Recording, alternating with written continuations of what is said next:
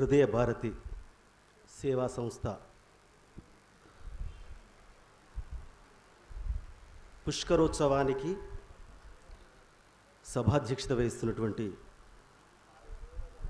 సోదరి మంగళ మక్కపాటి గారికి, అలాగే తెలుగునాట అందులో తెలంగాణ ప్రాంతంలో మహబూబ్ నగర్ జిల్లాలో పద్యానికి గేయానికి పెద్దపీట వేసిన ప్రొద్దుటూరు ఎల్లారెడ్డి గారికి నా హృదయపూర్వక ధన్యవాదాలు తెలియజేస్తున్నాను.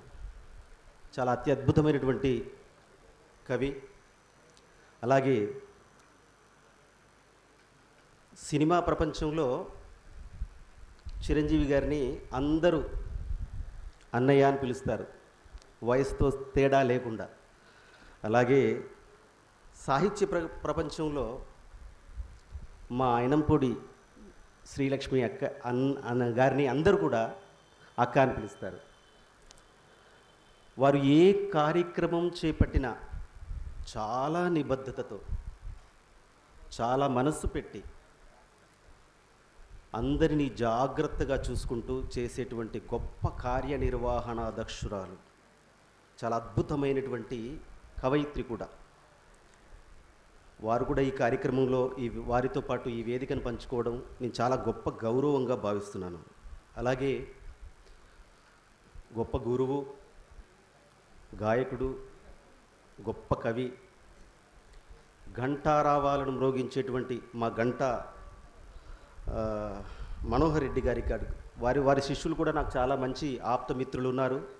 మంచి గొప్ప గొప్ప స్థానంలో ఉన్నటువంటి మిత్రులు కూడా వారి శిష్యులు ఉన్నారు. వారికి కూడా నేను నమస్కారాలు తెలియజేసుకుంటూ, 12 సంవత్సరాల క్రితం ఇదే వేదిక మీద స్వర్ణ పుష్పం ప్రారంభించబడింది. నా అదృష్టం ఏంటంటే ఆ ప్రారంభోత్సవంలో కూడా నేను ఒక అతిథిగా వచ్చి ఆ కార్యక్రమాన్ని ఆద్యంతం అనుభూతించి ఆనందపడ్డాను.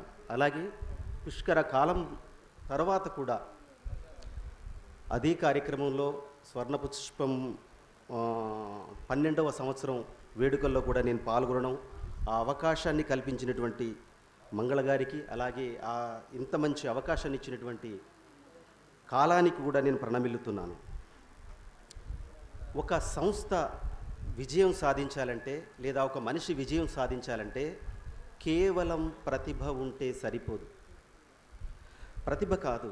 చాలామంది అనుకుంటారు, నేను ఒక కార్యక్రమాన్ని తలపెట్టాను, నేను ఫెయిల్యూర్ అయ్యాను, ఒక బిజినెస్ చేస్తున్నాను, ఫెయిల్యూర్ అయ్యాను, లేదా మరొక పెద్ద కార్యక్రమాన్ని తలపెట్టి నేను ఫెయిల్యూర్ అయ్యానని అనుకుంటారు.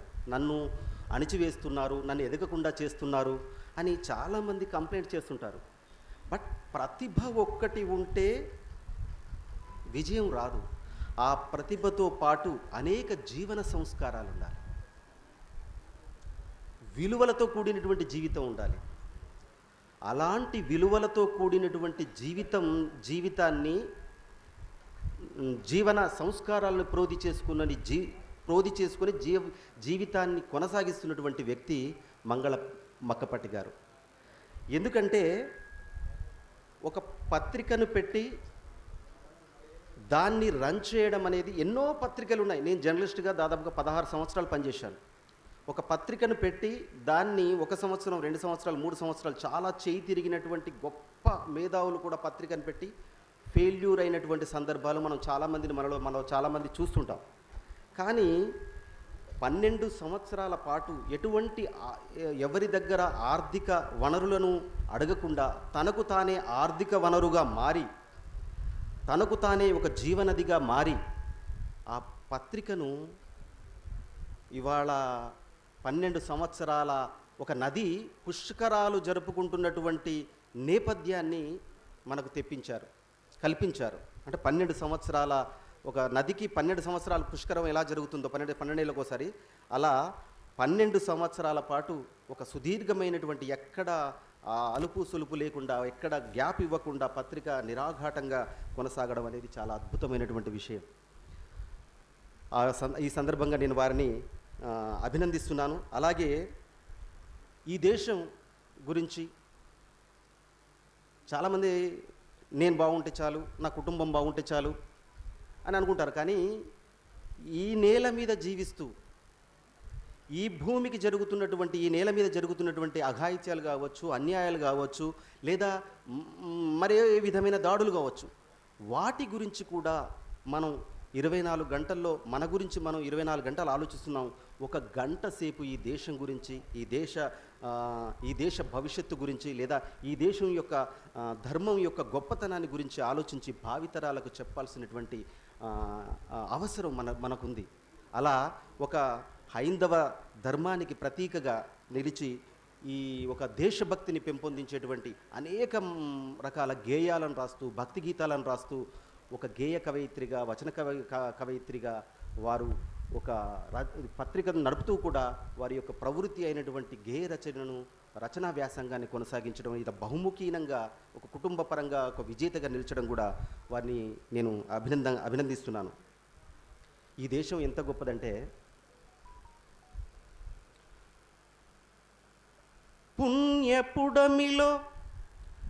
పుణ్యపుడమిలో పరిడవిల్లిన మేధలేదిపుడెందుకో, ధన్యధరణిలో నెత్తుటేరులు పారుతున్నది దేనికో, తరతరాల దండయాత్రల దారుణాలను తెలుసుకో, గాయపడిన భరత జాతికి వైద్యమేదో చదువుకో, రగిలి చూడు రాలుతున్న పూలను, పగిలి చూడు గుండె పగిలిన నేలను, తిరిగి చూడు తిరుగుతున్న భూమిని, కలిసి చూడు మనిషిలోని మనిషిని, నడచి వచ్చిన పాదముద్రలు చెరిపివేసిన శక్తులేవో, వెలుగునిచ్చిన జ్ఞానజ్యోతుల నార్పిన కుయుక్తులేవో, అణచివేతకు ఆజ్యమైన కారణాలను తెలుసుకో, తిరిగి చూడు తిరుగుతున్న భూమిని, కలిసి చూడు మనిషిలోని మనిషిని. మనందరం కూడా మహిళలను గౌరవించాలి, మహిళలను పూజించాలి అని వేదికలు దొరికినప్పుడు వేదికల మీద మాట్లాడుతూ ఉంటాం, కవిత్వం రాస్తూ ఉంటాం, అన్నీ చేస్తూ ఉంటాం. కానీ వాళ్ళ మీద మన జన్యువుల్లో ఉన్నటువంటి ఆ పురుషాహంకారం కానీ ఇంకేదైనా కానీ ఆ గౌరవాన్ని వాళ్ళకి ఇవ్వము. దానికి కారణం ఏంటంటే మన జన్యువులోనే అది ఉంది. ఆ జన్యువులను మార్చాల్సినటువంటి అవసరం మనకుంది. మహిళలంటూ పురుషులంటూ మానవాళిని వేరు చేసి, అబలవంటూ అద్దమిచ్చి అందమైన భ్రమలతోసి, సంప్రదాయపు ముసుగు వేసిన వారు ఎవరో తెలుసుకో, ఇంద్రచాపం రంగు మాపిన వారు ఎవరో కలుసుకో, తరచి చూడు వాడిపోయిన మగువను, తగిలి చూడు బూడిదైన తెగువను, తిరిగి చూడు తిరుగుతున్న భూమిని, కలిసి చూడు